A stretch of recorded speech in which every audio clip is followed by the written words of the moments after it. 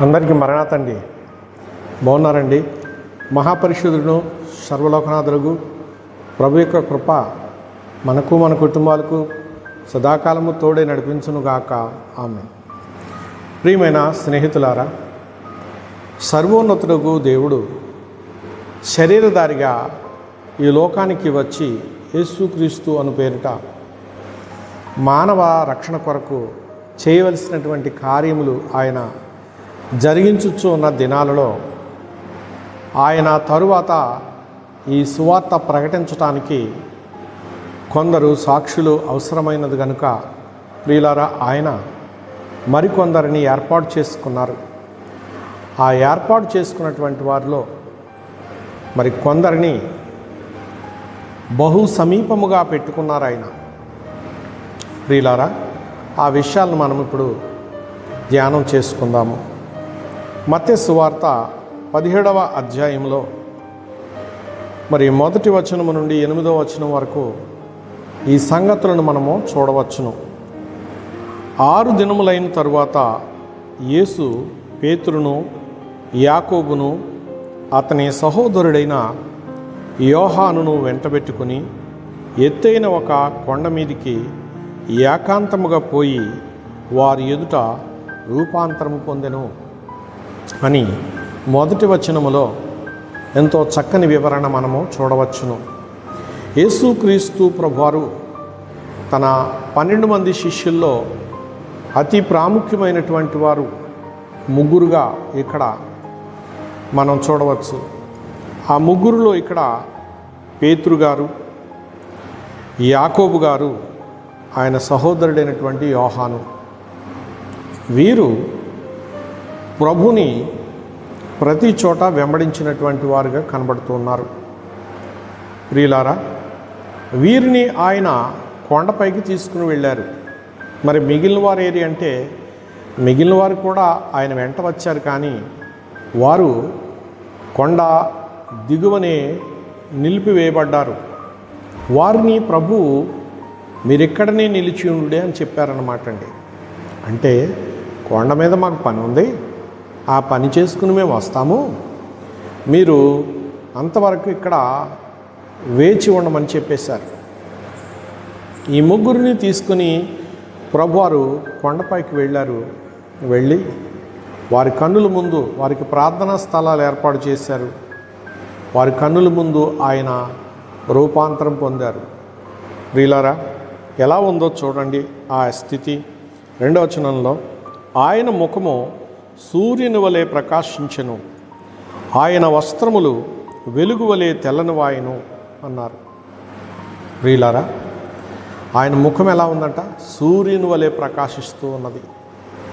అంటే యేసుక్రీస్తు ప్రభువారు సూర్యుని వలె ప్రకాశిస్తూ ఉన్నారట. ఎవరు చూస్తున్నారు అంటే, ఇక్కడ తనతో కూడా వెళ్ళినటువంటి ఆ ముగ్గురు శిష్యులు చూస్తున్నారు. అప్పటి వరకు ప్రభువు నరరూపంలోనే ఉన్నారు, కానీ ఇప్పుడు ఆయన రూపాంతరం చెందినందువలన ఆయన ముఖము సూర్యుని వలె ప్రకాశిస్తూ ఉన్నది. చూడడానికే భయంకరంగా ఇబ్బంది కలుగుతుందన్నమాట. ఎందుకంటే విపరీతమైన తేజస్సు మరి వారికి కనబడుతూ ఉంది. ఆయన వస్త్రములైతే కనుక మరి వెలుగు వలె తెల్లనివిగా ప్రకాశిస్తూ ఉన్నాయి. ప్రియ స్నేహితులారా, ఇప్పుడు ప్రభువారు ప్రకాశవంతమైనటువంటి సూర్యునిలాగా కనబడుతూ ఉన్నారు. ఈ ముగ్గురు అది చూస్తూ ఉన్నారు. ప్రియమైనటువంటి స్నేహితులారా, అయితే ఇక్కడ 3వ వచనంలో ఇంతలో మరి జరిగిన సంఘటన చూద్దాం. ఇదిగో మోషేయు ఏలియాయు వారికి కనబడి ఆయనతో మాట్లాడుచూ ఉండిరి అన్నారు. యేసుక్రీస్తు ప్రభువారు రూపాంతరం చెందినప్పుడు మోషే గారు, ఏలియా గారు ఇద్దరు కూడా మరి యేసుక్రీస్తు ప్రభుతో మాట్లాడుచూ ఉన్నారు. ఆ మాట్లాడుచున్నటువంటి సంగతిని ఈ ముగ్గురు చూస్తున్నారు. దీన్ని ఏ విధమైనటువంటి అనుభవము అంటారంటే, సన్నిధి అనుభవము అంటారు. దైవ సన్నిధి అనుభవము. దైవ సన్నిధిలో ఉంటే పరలోకం నుండి పరిశుద్ధులు వస్తారు. పరిశుద్ధులు వచ్చి మాట్లాడతారు, కనబడతారు. గొప్ప గొప్ప విషయాలన్నిటిని గురించి మాట్లాడతారు. ఇది దైవ సన్నిధిలో జరిగేటటువంటిది, సంఘంలో జరిగేది కాదండి. సంఘంలోకి అందరూ వస్తారు, వచ్చి ఆరాధన చేసుకుని వెళ్ళిపోతారు. కానీ దైవ సన్నిధిలోకి మాత్రం అందరూ రారు. అందరూ రావడానికి అర్హులు కాదు. అందుకనే ముగ్గురు అర్హులైనటువంటి వారిని ప్రభు తీసుకుని వెళ్ళారు, అందరిని తీసుకుని వెళ్ళలేదు. ప్రియమైన స్నేహితులారా, ఈ ముగ్గురిని తీసుకువెళ్ళిన వీరు కూడా ఆ గొప్ప దర్శన భాగ్యాన్ని చూస్తున్నారు, కానీ భయపడుతున్నారు. ప్రియమైన స్నేహితులారా, అప్పుడు పేతురు, ప్రభువా, మనం ఇక్కడ ఉండుట మంచిది. నీకిష్టమైతే ఇక్కడ నీకు ఒకటియు మోషేకు ఒకటియు పర్ణశాలలు కట్టుదుమా అని యేసుక్రీస్తు ప్రభువారిని అడుగుతున్నారు. నీకు ఒకటి, మోషేకు ఒకటి, ఏలియాకు ఒకటి 3 పర్ణశాలలు కట్టుదుమని మరి యేసుక్రీస్తు ప్రభుతో ఒబలాటపరుడైనటువంటి పేతురు సంతోషం వచ్చిన తట్టుకోలేడైనా వెంటనే ఆ కుతూహలంతో మాట్లాడుతూ ఉన్నట్లుగా కనబడుతున్నది. అయితే ఇక్కడ ప్రభువారు ఇచ్చినటువంటి జవాబు ఏమిటి అన్నట్లయితే, ఈ సన్నిధిలో 2 రకాల అనుభవాలు కనబడుతున్నాయి. ఒకటి చూసిన వారు, 2 అనుభవిస్తున్నటువంటి ప్రభువారు. వారి మాటలను విని వారితో సంభాషించిన ప్రభువు రూపాంతరం చెంది ఉన్నారు. ఈ రూపాంతరం చెందిన ప్రభువుని, ఆ వచ్చిన పరిశుద్ధులను కళ్ళతో చూసినటువంటి వారు ఈ ముగ్గురు వ్యక్తులు. కనుక ఈ ముగ్గురు అనుభవం ఒకలా ఉన్నది, ప్రభువు వారి యొక్క అనుభవం ఒకలా ఉన్నది. అతడు ఇంకనూ మాట్లాడుచూ ఉండగా, ఇదిగో ప్రకాశమానమైనటువంటి ఒక మేఘము వారిని కమ్ముకొనెను. ఇదిగో ఆయన నా ప్రియకుమారుడు, ఈయన యందు నేను ఆనందించుచూ ఉన్నాను, ఈయన మాట వినుడని ఒక శబ్దము ఆ మేఘములో నుండి పుట్టెను అన్నారు. ప్రియులారా, ఇప్పుడు పేతురు గారికి మరి వచ్చినటువంటి ఆనందాన్ని బట్టి ఇక్కడ పర్ణశాలల సంభాషణ చేశారు ఆయన. అయితే యేసుక్రీస్తు ప్రభువారు మరి ఆ మాటలు విన్నారు, అంటే పరిశుద్ధులైన వారు వచ్చి చెప్పిన మాటలు విన్నారు. ఇక్కడ పేతురు యోహానులు నరమాతులుగా ఆయన రొమ్మున ఆనుకున్నటువంటి అనుభవం పొందినటువంటి శిష్యులుగా వీరు చెప్పిన మాటలు కూడా ఇక్కడ ప్రభువారు విన్నారు. అయితే ఇక్కడ మరి ఇంకొక గొప్ప విషయం జరిగింది. తండ్రి అయిన దేవుడే ఇక్కడ కుమారుడైన క్రీస్తుని గురించి వారితో మాట్లాడుతూ ఉన్నట్లు కనబడుతున్నది. మరలా అది వారు విన్నారు. ఈయన మీతో చెప్పినది చేయమని చెప్పేసి ఆయన అంటున్నారు. ఇక్కడ ఒక శబ్దము ఆ మేఘంలో నుండి పుట్టిందనమాట అండి. దేవుని మహాకృపను బట్టి శిష్యులు ఈ మాట విని బోర్లపడి మిక్కిలి భయపడగా, యేసు వారి యొద్దకు వచ్చి వారిని ముట్టి, లెండి, భయపడకుడని చెప్పెను. వారు కన్నులెత్తి చూడగా యేసు తప్ప మరి ఎవరును వారికి కనబడలేదు అని ఇక్కడ చక్కగా వ్రాయబడి ఉంది.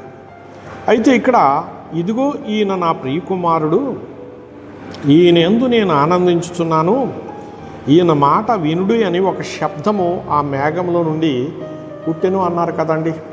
ఇక్కడ 5వ వచనంలో, ప్రియులారా, ఈయన నా ప్రియకుమారుడు అని ఆకాశం నుండి శబ్దం వస్తుంది యేసు ప్రభుని గురించి.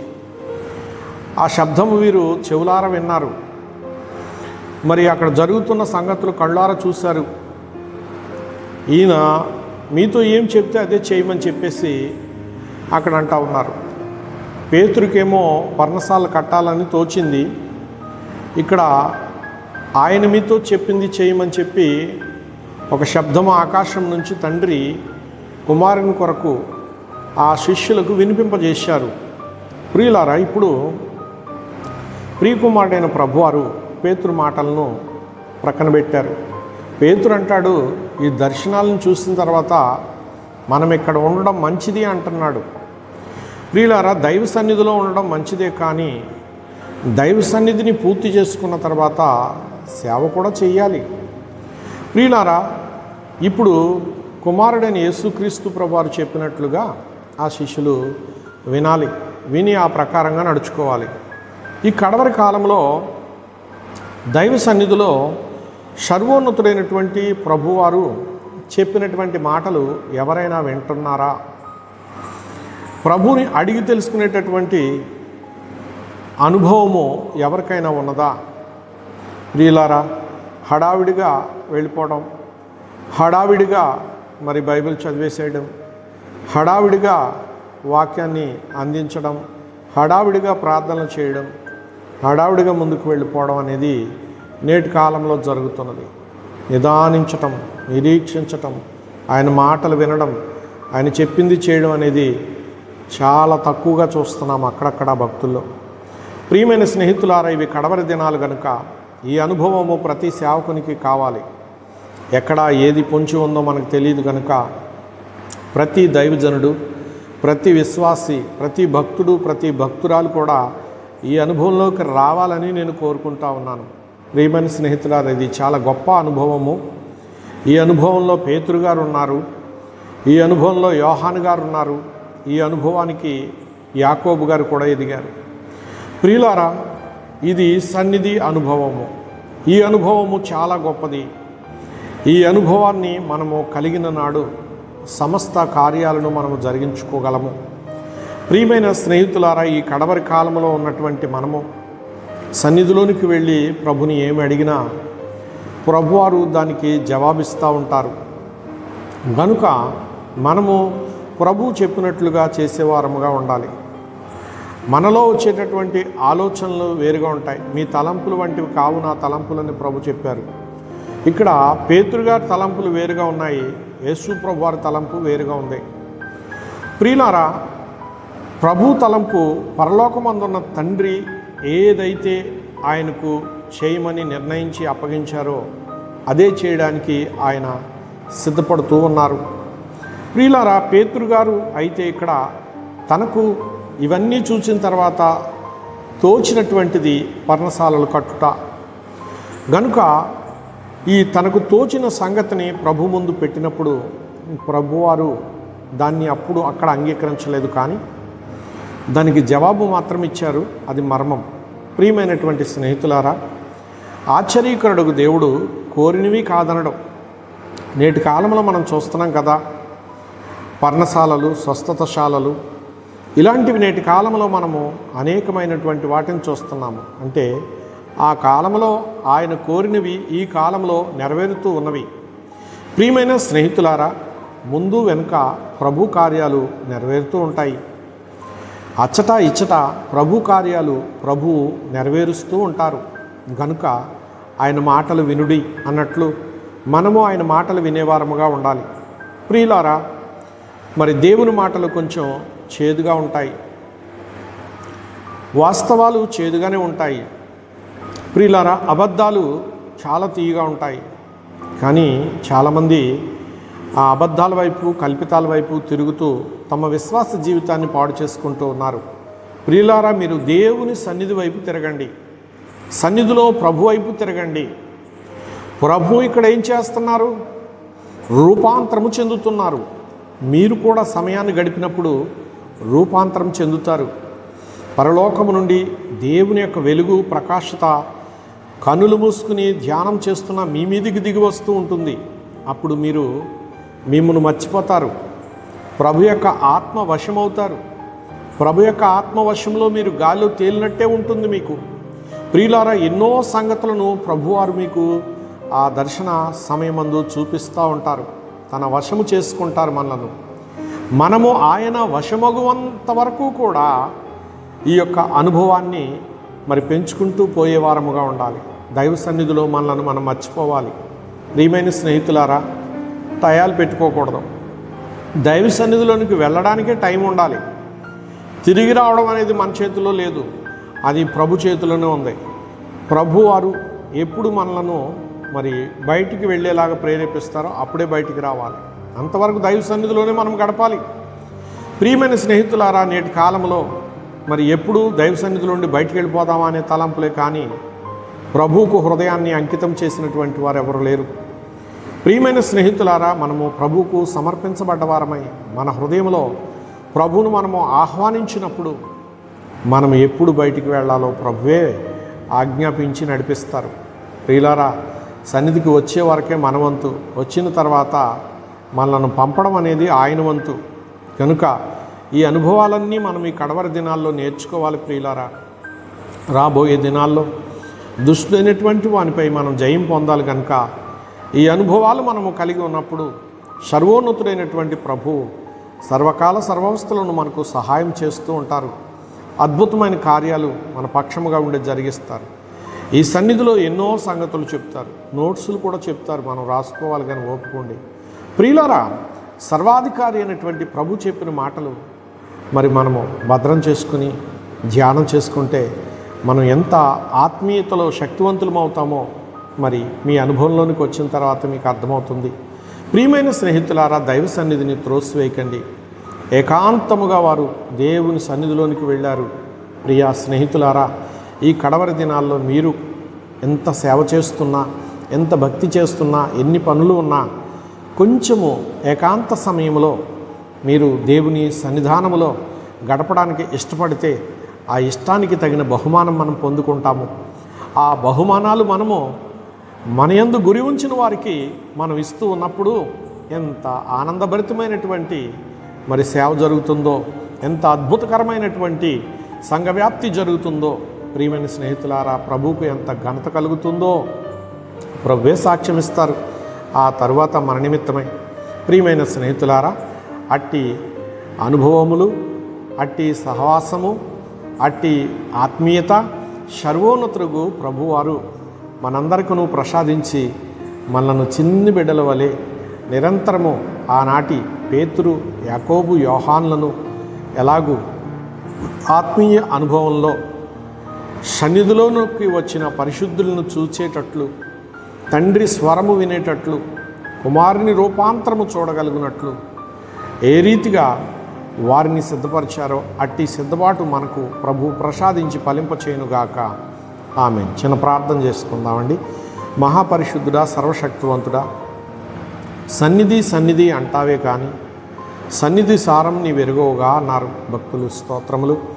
కనుక సన్నిధి యొక్క సారాన్ని గ్రహించి ఫలించే భాగ్యం మాకు దయచేయండి. స్తోత్రాలు.